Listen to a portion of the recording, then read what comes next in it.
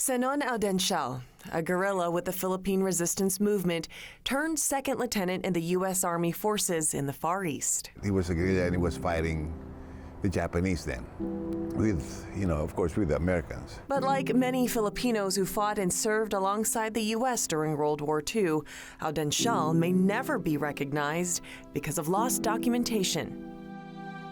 An often untold story that dates back several decades when the Japanese advanced on Philippine soil. 260,000 young men and women answered the call to fight under the U.S. flag. It wasn't their war to fight. It was the United States. Sita Gruta's father started out as a spy for the U.S. Bienvenido Guillem disguised himself as a poker player who was well-liked by the Japanese. My father-in-law, as a guerrilla in World War II in the Philippines, his first and primary tool wasn't a gun. It was a deck of cards. Guillem was eventually discharged as a captain. But despite his rank, Guillem, along with his fellow Filipino soldiers, never received their promised end of the bargain in annuity from the U.S. government. In short, I would say it's a betrayal of trust.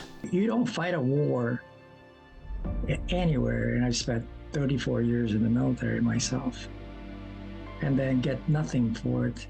Yet, they helped liberate the Philippines. Yet, they defeated the Japanese, yet they saved the United States. And then Congress said, you're not going to get any money. After the war, President Harry Truman signed off on the Rescission Act of 1946, stripping Filipino U.S. veterans of their U.S. nationalities and other rights and benefits. All of these veterans were either petitioning, protesting, pleading in the halls of Congress for their due. Retired Major General Antonio Taguba is a chairman of the Filipino Veterans Recognition and Education Project.